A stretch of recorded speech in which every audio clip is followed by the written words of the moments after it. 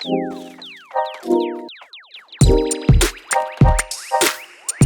Digging Deeper listeners, we are back after a week off as we get into our normal rhythm again after that cross-culture series. And I have a phenomenal crew with me. Tyler, Doug, Tawny, you are all familiar with them. Guys, how you doing today? Very good, Tim. Yep, All right. doing good.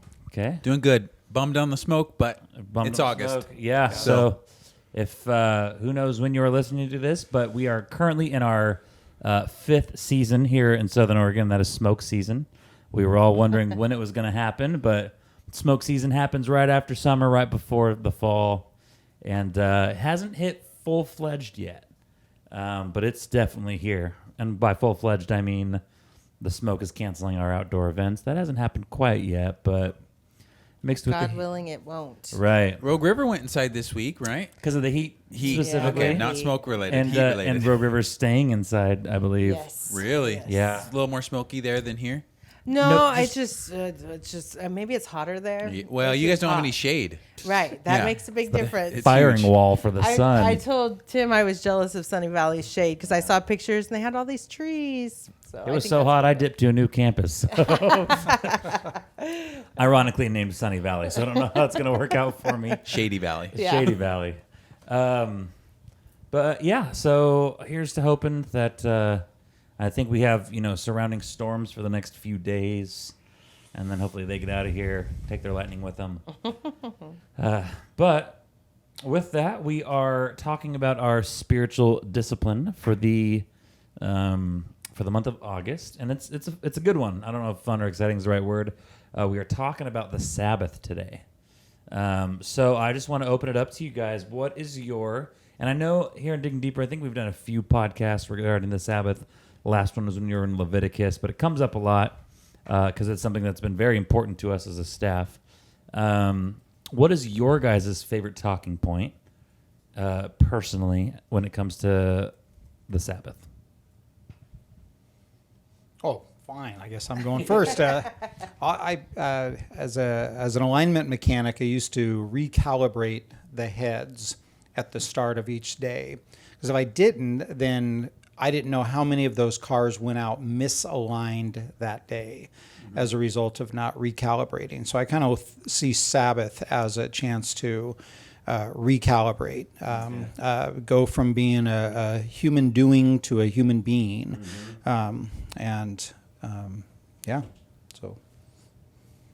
And I think mine's similar in that I think we get practice trusting God with our money because we have like ups and downs financially a lot. But with our time, sometimes I think we forget that he should be Lord of our time as well. Amen. And so the Sabbath is a way of trusting him and practicing resting in him and being still in him and learning how to worship him in that kind of way as well. I think kind of along those lines, just the idea of Sabbath as resistance, Sabbath as a way of fighting against the man, that when we Sabbath, we're actually, it's one of the best, one of the tools in our chest, in our tool chest to fight sin. So how do I fight ingratitude? Sabbath. How do I fight lust? Sabbath. How do I fight, idolatry of work? I mean, Sabbath is such a great way to counter so many of the idols and lies in our culture that are hoisted upon us. Mm-hmm. Sounds like something a kid might try. I totally agree with you, but a kid might try to use an excuse to get out of chores. Like, I can't, Mom. I'm resting. I'm fighting Satan. I can't do the garbage. But I mean, you're not talking about it like that, like being lazy. I totally agree with you. For me, Sabbath kind of seems like an emptying, kind of like a recalibrating, but I think a lot of emptying. But one of my favorite points is probably one of the hardest things for me, and it's preparing for your Sabbath. I think in order to have rest, obviously, your to-do list has to be as empty as possible. And we all know that our to-do list is never empty, but if I was not responsible with my workload during the week, that's all I'm thinking about on my rest. I'm on my Sabbath rest. But if you were able to do all of your work, it's just you are just enjoying kind of the fruit of your work and your rest, so to speak. And that's been super hard for me. which maybe makes it one of my favorite talking points. So, all right. So now let's go back to the origin of it all. Why would God command this to the Israelites in the Old Testament? Why was this so important for him? And I can all go ahead to any of you guys. So the Sabbath command in the Ten Commandments, we have two spots in Scripture where there's the Ten Commandments, Exodus 20 and Deuteronomy 5. And in I might mix this up, so correct me if I'm wrong, Doug, but I think in Exodus, God roots the Sabbath command in creation. It's like, hey, this is the way I've designed it. I've written this into the fabric of creation almost. France one time tried to do a 10-day work week. Do you guys know about this? Yeah. And it failed miserably. Skyrocketing suicide rates, depression. So 10 days on, 2 days off? Sorry, a 10-day week. Right. So okay. 9 on, 1 off maybe. Oh. If they even had a day off. But anyway, they just totally tried to redo the calendar, throw off tradition, throw off any of that from the past. We're efficient. We're going to be way more productive. And you can't go against if you go against the grain of creation, you're going to get splinters. Wow. So anyway, in the Exodus 10 Commandments, the reason is because, hey, this is how God's designed it. He's given us the weekend. Amen. Thank you, Lord. And then Deuteronomy 5, the reason for Sabbath is, hey, you went 470 years without a day off in Egypt. Don't do that anymore. Learn to rest. Learn to just chill and be with me. And, sometimes we think of the Sabbath in a legalistic way, but it's actually like such a great gift. And I think that was God's heart for his people. Yeah, and along those lines, same thing as the Exodus 10 Commandments and their focus on Sabbath says, look up. Yeah. And the Deuteronomy passage basically says, look back, at your slavery. Don't repeat what you've done. So the 5 would be more about your identity. The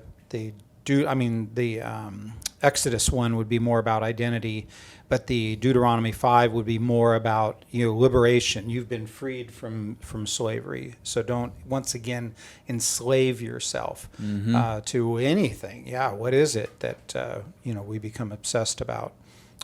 So it's kind of a don't revive what God has removed. It's kind of a refusal to go back to Egypt. Yeah. And then the Exodus one is a return to Eden, which is ultimately at the heart. Tawny, you have anything to add to that? Well, I was just thinking, if God only gave people 10 rules, and one of them is to rest, that's just really cool. Like Tyler said, it's such a gift. And just trusting that God created us and designed us, and he knows how we operate best. And the more we obey him, the healthier we are. And it's just so cool how he works like that. Yeah, totally. One of the cool things of the creation story is that God makes Adam and Eve on the 6th day, right? And so their first full day as humans is not working. It's their first full day is rest, is the Sabbath. That's how it starts. That's day 1. I think there's something to that. That's cool. Yeah, and a little bit, I think the question that probably interests me the most, I want to get to this in a little bit, but is this idea of how do we know we are doing Sabbath correctly? But before I want to get to that, I want to talk about kind of one main question with a couple sub-questions. So we'll start with the main one. What does Sabbath accomplish in our lives? And then the sub-questions, and we're just going to throw this all out there, is what is happening to our relationship with God during our Sabbath, and then what is happening to our relationship with each other when Sabbath is happening. So again, just going to throw those out to you, but just that first question, what does the Sabbath accomplish in our lives? Is there an easy answer to that, or what do you guys got? I suppose that would depend on how you do your Sabbath. Is it self-reflection? Is it self-evaluation? Is it just stillness? Is it prayer? Are you writing? Are you doing different? You going through different categories? My marriage, my family, my work, my what? Yeah, my world. What am I looking at with my Sabbath? Because I do think there needs to be, something purposeful in how you design it. So. Yeah, no, I agree. Because the Sabbath does need intentionality, as you mentioned, Tim. The need for a preparation day. Like we have to prepare for this. We have to plan for it. I do think I would quibble a little bit with that word accomplish. That what do we need to accomplish on the Sabbath, or what does the Sabbath accomplish for us? Okay. It's actually like nothing. Right. You know what I mean? And I know the heart behind the question is what's like, the Sabbath for? satisfy, Sure, maybe, sure. Yeah, But I've approached Sabbath sometimes as this is a another part of the checklist. I need to do this, and I need to take this day off so then I could be more rested for when I'm on. That the Sabbath becomes a means to the end of productivity, efficiency, accomplishment. And as a recovering type A workaholic, that is my temptation to make it about accomplishment. But in terms of the heart of your question, what is Sabbath for? What is it meant to not accomplish? But what's it meant to do? I think shalom, right? Wholeness, peace, restoration, new life, recalibration. Love that word, Doug. That's awesome. So I think that's kind of the heart of what Sabbath is for. Okay. But I think it even becomes a form of contentment too, in that especially as Americans, we're striving constantly. Yeah. Just multitasking, and just the idea of being still is just so countercultural, and so that you have to fight that and really go find that inner tranquility, basically the joy of the Lord, which is Lord, I have what I have. What you want me to have today, I don't have what you don't want me to have. And part of Sabbath seems to me to be along those lines of I'm good, Well, and I totally agree with both these guys. I think for me, the Sabbath is really relational.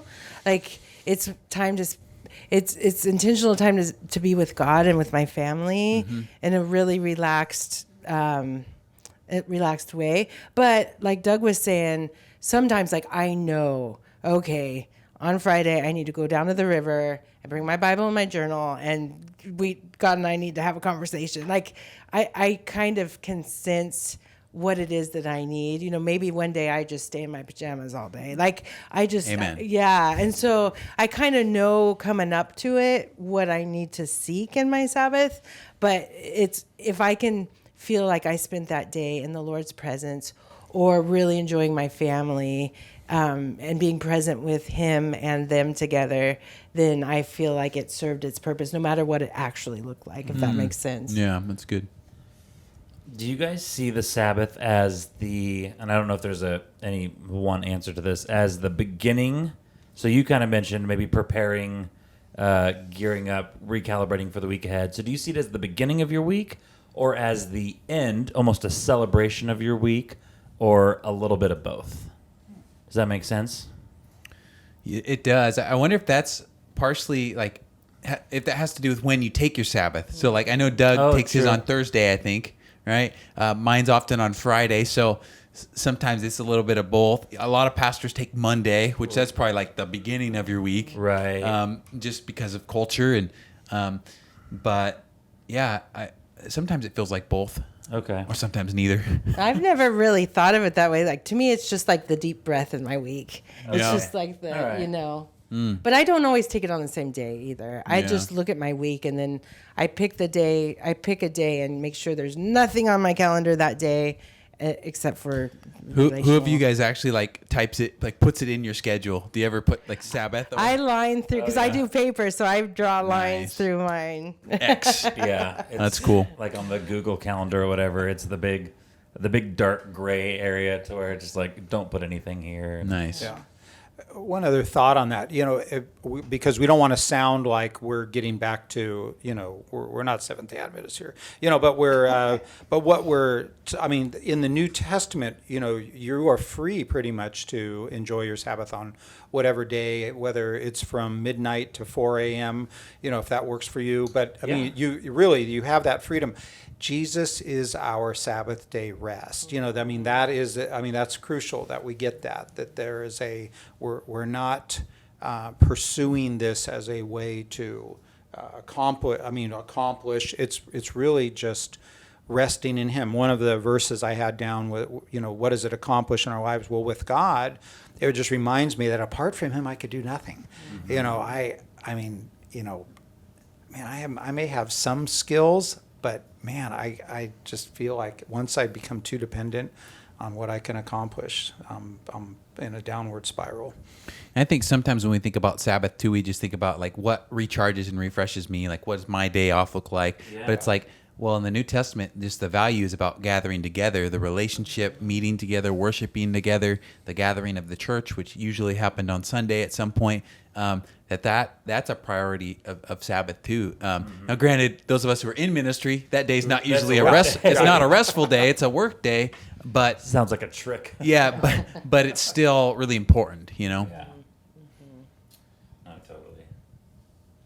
Yeah, I think that's totally. As I was thinking on that question, what is the Sabbath doing for others? My initial response was like boundaries. Like there are some interactions that you are really going to try and avoid. Now, if the Lord drops something in your lap and something needs to happen, that's going to take a lot of maybe emotion, like maybe it's an emotionally heavy, totally. But if you can avoid that, on your Sabbath, obviously you're wanting to. But then, as you said, yeah, there are people in your life that are just, they themselves are rest to you. And so to have them over for a meal or something is not bad. That sounds bad. Like, oh, I'm not talking to you on my Sabbath, but like, I do think you have the freedom of like, all right, I see that call. That's an hour and a half about why the church is run the way it is. I'll call them back. Yeah, don't check your emails on your Sabbath day. No. Yeah, bad idea. So Mark Buchanan in the book Rest of God talks about Sabbath as, correct me if I misquote this, but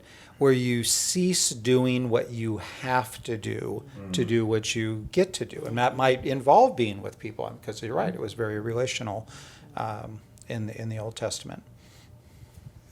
That's good. I'm going to try to use that next time I go get gas on the Sabbath. Be like, normally I have to pay for this, but any chance I'm on my Sabbath? Tim's in jail during his Sabbath.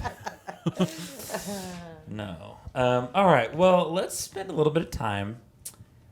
And I totally want to understand. We don't want to make this legalistic, but I do think that there are some things regarding how to Sabbath correctly that we can encourage. I think there are kind of, things to do, things not to do, things to be weary of, things to be careful of.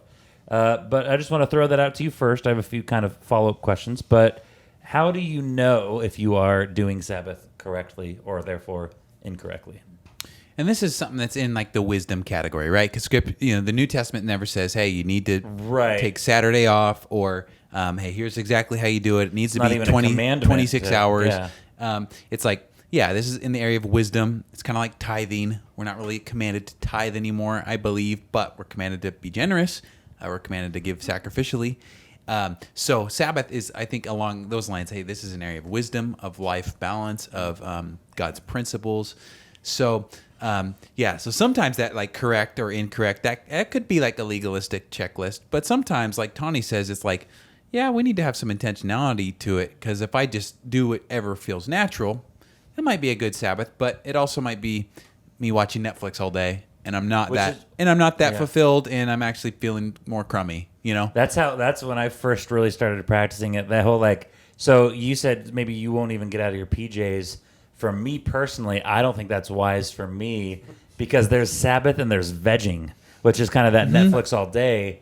And that's what I'll do. It'll be 3:00. Rachel would come over from school, and I was like, I don't feel like anything good happened. And so for me, I actually need to prepare for the day, but then just not prepare to do anything. But I think there's times too where we do just need to have nothing planned, just literally rest and do what you want to do, as long as it's not sin. But then I think there are other times where we need to plan a hike. Yeah. picnic, whatever it is, a river float at Doug's house, with a barbecue after. I was to say food at Doug's house. Come on. Church-wide Sabbath. And that stuff takes planning. It takes planning to have people over for a meal, but maybe that will be extremely restful. Yeah, and for me, so I recently kind of had, as transition at work is happening in my life, I had a day where I took off of work and I left it open for anything. And what I found in hindsight was wise is that I ended up doing a hike, but I gave myself all day to do it. And like, it wasn't like, all right, I'm going to hike from 9 to 10, and then I'm going to do this from 10 to 11, 11 to 12. It was like, my only goal is a hike, and whatever happens before, during, or after is going to happen. And that was actually the most freeing. I was going to go to Ashland, go to Lithia Park, drove by Table Rock, and I was like, that looks more fun. Vroom, and then went off, and I was like, I realized I don't normally, like, my planned life doesn't allow that to happen. So that was huge. So my encouragement to, like, Sabbathing correctly, whatever it looks like, give yourself just all day. Don't start creating a little to-do list or an agenda list. I mean, you can. Some people operate that way, but that's what sometimes can take away the rest out of it. So I have a question for you guys with kids. We're expecting a kid. What does Sabbath look like as young parents? I mean, I know you guys aren't young parents anymore, but when you were parents, well, you're still parents, but what does Sabbath look like as parents? It doesn't. Impossible. That's the day they can watch TV all day long. Nice. No, I'm kidding. Yeah, no, that was great. So it totally did change for me, and every situation is different. But actually, and this is something I was eventually going to tell you, but it's like so weird. So that first 3 or 4 months where they, the whole eat, poop, and sleep time, like you do have that freedom to really still do things, I guess, so to speak. And you have a life. Yeah, I mean, and you can have a life at all times, but like, the crawling phase really starts to change things. That's where we're at right now. I hear the walking phase just compounds upon that, but like, yeah, it changes a little bit. So prepare for that. I think that idea of, maybe if you're able to go in complete silence all day, like, I don't know if that's a reality. Depending on how much, like, Karina's expecting you to, like, help out with raising, Like, don't just say, hey, peace, I'm going for a hike. I'll be in Doug's office. Yeah, we'll be doing, counseling and short if you're order. used to leaving at 7 and coming back at 3, maybe it's, all right, a few hours you can go on a hike. But it really just depends, in my opinion. Again, I'm only 11 months in, but it really depends on what you're, you don't want to leave, your bride hanging. And so, yeah, I don't know what your guys' experience is with that. Like you said, Tyler, it's a wisdom thing. So I think realistically, your Sabbath almost has to break into 3 parts. Like, you get to go spend some time with God, then your wife gets to go spend some time with God, and then you have time together as a family. Because if the goal is to really focus on the Lord for a chunk of time, then, like, I might go take a walk in the morning, and then, Jason might go do something in the afternoon, and then we have a big, fun family dinner that the kids can enjoy, Nice. That's cool.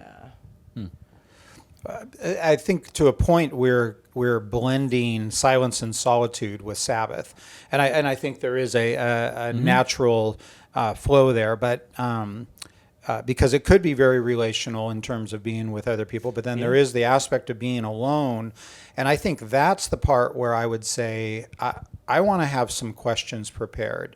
And one of the questions came out of a book I read years ago. What did I do out of love for God this week? Because, I mean, if I said, all right, Tim, what'd you do out of love for Rachel this week? You might go, pretty much everything I do for Rachel is out of love. But it becomes almost, a dull habit. It just becomes you make the coffee, you do this, you do that. And so I feel like that could be one of the hazards in being in ministry, is that it just begins to develop a flow where it's good. It's just it's not great. And so I think that stepping back and saying, what did I do this week out of love for God? Where there was, we just did the John 12, where Mary poured the perfume. Where has there been an audacious worship, act of worship with God? Where I stepped out and I was bold with a person in line at the store, or I was, something. I did something that was like, this is for you, Lord.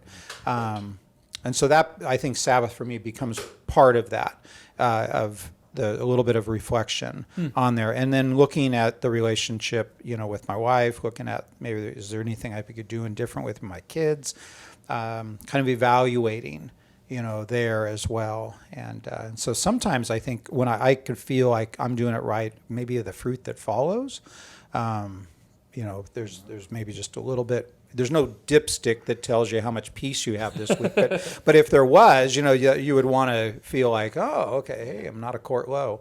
Right. I would say there is a gauge, and it's how you respond to people in traffic, driving behind a slow driver, somebody cutting you off. Yeah. However you respond to that is a good gauge of how much peace. How many people did you kill on the way to work? That's one of my Sabbath disciplines is like driving the speed limit. Oh. Because I usually don't during like a normal work week, but like during the Sabbath, there's no hurry, there's no rush. That's a good point. Move to the next question. I don't want to talk about Well, hold on just a sec, though, Doug, because I think you have a good point. Confessions from everybody. I think you have a good point, though. We are blending Sabbath and solitude and silence, but I think because, like you said, it kind of happens naturally because we don't have to work. But the actual Sabbath practice is not working, and I think of it as not taking care of like trying to control our own lives, if that makes sense. Like not feeling like if we take a day off, the world's going to keep spinning. Mm-hmm. That's like the real practice of Sabbath is trusting that God's the one that keeps the world spinning, and we can take a day off and it's not going to fall to pieces. But it's also a good natural time to practice a little bit of examination and solitude and silence. Yeah. Amen. Yeah, and I think like if we're looking at Sabbath as this idea of like really enjoying the Lord, sitting and staring at your baby while it's sleeping, that will just never get old, and kind of just enjoying family and so you, Karina, and the baby just like being able to sit there and just enjoy each other, like that won't get old either. So it will. Yeah, I jokingly said it goes away. It doesn't. It does look different, especially regarding that silence and solitude, but. Yeah, if you just want to be reminded of the Lord's love, you're just going to look at your baby, and it is weird. It just never gets old. But, yeah, looking at a baby's diaper, that gets old. But we're not there yet. So, so another question I had was, so I think we talked about, like, the idea of doing, and obviously you're doing less. But some people, like, some people doing some sort of activity on their Sabbath would be very life-giving. Is there a point where maybe like, across the board, you are doing too much on your Sabbath? I don't know if that question makes sense, but like, for me, it's all about slowing down. Like you said, driving the speed limit, not making plans. But to somebody who maybe is in a cubicle all week, who's working 50 to 60 hours, that idea of going on a hike by themselves, going on a walk with a friend, going and doing coffee with a friend, going and doing this, like that might be life-giving. Would there ever be a point where you're like, oh, maybe slow down with that, or? I guess each situation's different. Okay. I mean, if we're in conversation with someone and they're like, oh, I gotta go do all this, and it's like, oh, you seem kind of anxious. Like, the word Sabbath, Shabbat, means cease, stop. Like slow down. So, like, is it joy or anxiety? That would be something I'd be looking for. And I do understand that a lot of these questions do sound like it's maybe attempting to make Sabbath legalistic. It's really not. No, but we need boundaries, The Matthew 11, come to me, all who are tired and heavy laden, I'll give you rest, I'll give you peace of mind, take my yoke upon you and learn of me. I'm gentle and lowly, and you will find rest for your souls. It's that first level of rest always reminds me of, it's kind of like taking off our backpack of sin and laying it at the foot of the cross. It's that second level of rest that I don't know that a lot of believers enjoy. And I think that's where Sabbath comes in, where, God was at work before we arrived. He'll be at work after we leave. And we can really, we can, I think we can stop and just be. Well, and I like how you guys are saying that. Basically, we can check our hearts and say, is this giving us life? Is this bringing us rest? Or is this causing anxiety or coming from anxiety? Oh, I think that's a huge one. Is there anxiety or is there peace? I think that's huge. Dang it, Tawny, you said something a while ago that it'll come back to me, and I'll just yell it randomly. But I know for me, like just limited time or no time with my phone has been really helpful because my phone is a source of a lot of work and anxiety, especially my emails. And so like, there's certain boundaries on the phone, like, cause sometimes you want to listen to podcasts that are on your phone. So there's just ways to curate, ways to even have boundaries with our apps and screen time.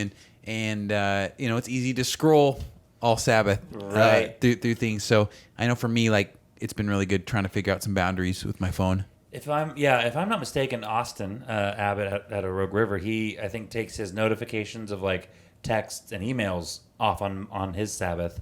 And that idea, because like, nothing wrong with your phone on your Sabbath, but you could kind of get in that scrolling habit, or you're doing something that's completely fine and a text work-related comes up. Yeah. And so that idea of actually taking off those notifications. Well, I think he puts his phone on Do Not Oh, Disturb. right. Well, yeah, he probably throws his phone on the roof. Yeah, he probably does. But just Maddie's calling. right. Yeah, there's been a time where I'm like, all right, I kind of need to talk to Austin. It is his Sabbath.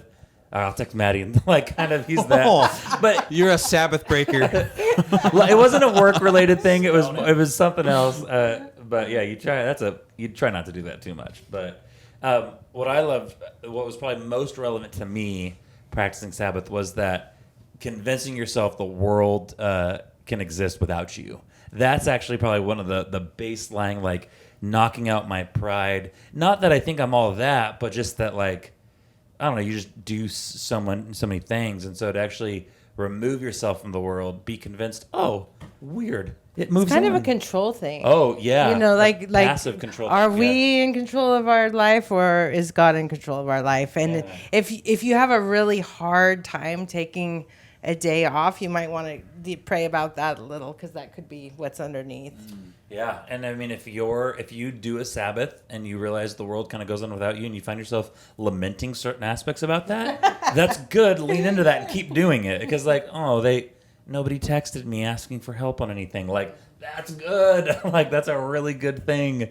But you do find yourself kind of missing out on like, oh, I'm not needed. Like, trust me, you're gonna be needed in other aspects of life. Like, so that was a good one for me. The less activity on my phone, which could naturally be like, that's a bummer, was actually good. So. Well, and I was listening to a podcast today. It wasn't a Christian one, but it was just a mental health sort of one. And they were talking about our interior lives and just being disrupted in our thinking, our internally and whatnot. I think the phones, if we're able to put them down for a day, sometimes we can recognize stuff that's going on internally that we've been distracting ourselves from all week. But the good thing about that is we can bring it to the Lord, or we can recognize, okay, this is something I actually need to resolve. But if we keep ourselves constantly distracted, we miss out on that growth opportunity or that healing opportunity. Well, I think that's even something you and Nat said in the Silence and Solitude podcast, was what that does is it brings a lot of things to the surface, and it can be overwhelming at first. But again, if that idea of weekly rest, or this is a consistent thing in your life, it's not as overwhelming as it goes on because you're more aware of them. Well, the final question I had in my mind is I want to, and even for our listeners that maybe are like got pen in hand, paper in front of them, and they're just trying to figure out what this looks like. I want to hear what this practice of Sabbath looks in your life. You can get ideological and like what the goal is of it or whatever, or what it satisfies, not accomplishes, or even even when you do it, is it the same day? Is it a period of time, a couple days a week? I would just love to hear kind of what that looks like. And are there any fun, something that you do every time you Sabbath? I usually try and take Fridays as a pastor. That seemed to work okay for me. Try and stay away from my phone. Just do things that are enjoyable to me and my wife as well. Going for a long run. For some people, that's not Sabbath. For some people, that's a torture week ruiner. But for me, I enjoy it. And then we have pizza at the Goins house on Friday nights, Pizza Fridays. which is pretty awesome. So just get to hang out with family and maybe go on a date with the lady for lunch. But drink a lot of coffee. Cool. Yeah, extended quiet time. Just fun stuff like that. Awesome. Mine are typically Thursdays, and mine might include a bike ride. Go to the Greenway in Rogue River and ride about 7 miles towards Gold Hill, and then 7 miles back. Do you go from your house? No, Oh. no, I don't like riding on that highway. Yeah, it's sketchy. Yeah. So I was about to be really impressed. no, it's just Now he's just mildly Yeah. impressed. yeah. Would you say that at my memorial service, Tyler? Yeah. Maybe. And a lot of times the special focus is maybe just 2 hours or 4 hours. You know, it may not be the whole day, but the whole day is rest, and it's putting away the phone. Fridays, a lot of times is my other day off, but a lot of times Friday I have to schedule my next week out. You know, and so that it does involve some phone time, you know, checking emails. So Thursday becomes probably my best, really, downtime. Play in the garden, just play with dirt, go stand in the river with a fishing rod. Yeah, yeah, Just yeah. imagine somebody's sitting and playing with Yeah, dirt and then yeah, standing in a yeah, river. yeah. Okay. Yeah, and I think mine is similar. I might go take a walk in the morning and have a longer quiet time, and then like my ideal one, the first half of my day I would be by myself with just the Lord, and then the second half my kids would come over and we'd have a big dinner and play games, and you know, so I'd get a little bit of both in there. That's Perfect. what mine would look like. Nice. Yeah, for me it has been on Fridays. I do think Clara coming in did change things, but I think the main thing for me is just there is nothing work related at all. Luckily, the you know, our church is pretty lo-fi on Fridays. Not a lot of people are like that. I don't think that's anybody at our church's like busiest work day of the week, and so I'm rarely. Except Phil. Or yeah, that's true. Except Phil, I'm rarely getting questions or anything, so that's been good. But Rach and I, as I'm getting ready to be the campus pastor at Sunny Valley, have kind of switched. It's probably going to be like a Monday, and even Rach, which is great when she's advocating, but that idea of like being more intentional with taking the first part of the day for a hike kind of thing, and opening up that morning to do something like that. But yeah, the Fridays, and so it's the evening is either a date night or close friends coming over for some food or something, but generally nothing too crazy. So family time, quiet time. Love it. Yeah, no, it's been really good. So looking forward to that and what that looks like on Mondays and stuff. I remember thinking, oh man, Monday's a day off? That would never make sense. But now here I am in a new phase of life. I was like, all right, well, Monday looks like a great day off. So, but that'll be Rachel's day off as well. So it'll work out well. Nice. But all right, well, I'm kind of winding down on the questions and thoughts that I have. So I want to open it up to A, any extra thoughts you have, or B, going to jot down a list of resources that you guys give me so that we can give them to our listeners. Do you guys have anything off the top of your head for just a further kind of pursuit of understanding Sabbath rest? My last encouragement would be just to start somewhere, just to try, even if it's like a 1 hour block of time. Maybe life's crazy and hectic. To just kind of maybe slowly ease into this. It's not like all or nothing. Yeah. It's like this is a gift from God. Just start practicing a little bit. Yeah, and that's good to say. Like the 24-hour day, like that's great. It's ideal. It's ideal, but it doesn't necessarily that doesn't need to be something you ever get to.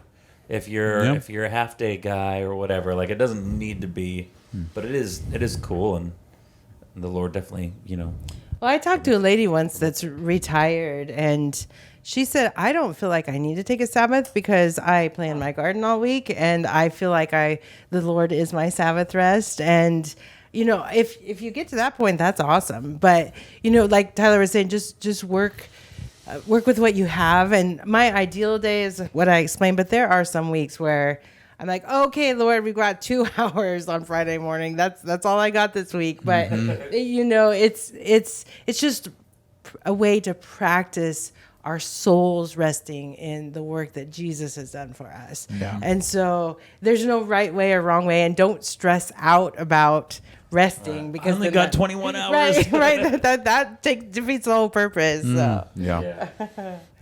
In Isaiah 30:15, he says, "In repentance and rest is your salvation. In quietness and trust is your strength." And and he goes on to say, "But you would have none of it." I think that is for us, who really do need to operate in the power of the Holy Spirit. I mean, how crucial it is that we find this time to stop. But I don't know that it's any different for anybody else because their work is as sacred as ours. And there's something that happens when you stop and take a look at your life and just rest. But a lot of times, in the book The Rest of God, Mark Buchanan, which I would highly recommend on this subject, but he talks about everything is different even if it stays the same. So there's something that happens in a Sabbath rest where you just get a different perspective on the people, the situation, and and so the situation may not change, but I change in it. And so that's one of the keys. I mean, that happens just a regular devotional life as well, but there's something about that stopping and evaluating some of those areas. And just giving the control back to God. Yeah. Resting. Yeah. All right, appreciate that. So last kind of cast out resources. I wrote down Rest of God by Buchanan. Got that. I threw some other things down. I'm going to try and find an article on that France's opportunity at the 10-day work week or 10-day whatever. week, yeah. That might be a fascinating read. Yeah, during the revolution. Yeah, classic what not to do. Exactly. I really enjoyed Subversive Sabbath by A.J. Swadoba. He's a teacher in Eugene right now, a Bible teacher, but really great book. He said he had more people leave his church over his 3-week series on Sabbath than any. Wow. He's like, he pastored in Portland, and he said he's preached on homosexuality. He's preached on, giving. And he said more people left his church over, which I gotta listen to those sermons. Right, what was he? He's like, it's 48 hours or bust. But I could see in New York City people rebelling against the Sabbath, but not Portland. Yeah, I know, right? So that was fascinating. And then The Ruthless Elimination of Hurry by John Mark Comer is very good.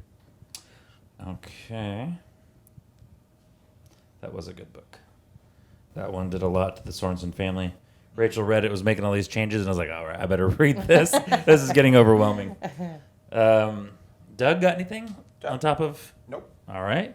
I forgot to look again. I have a book sitting on my bookshelf, but I can't remember what it's called. I can picture the cover, but not the book. Sorry. But to quote the great Tawny Moore, you can read all you want, but at some point you got to do it. So I think that has been your comment on a lot of the, which is great. Like, we can read, but you could be an expert on the Sabbath and be terrible at it in practice. So it's good to remember. But guys, I had a lot of fun with you. I do enjoy kind of our new digs where we're trying to have some of these podcasts. It's kind of hot in here, though.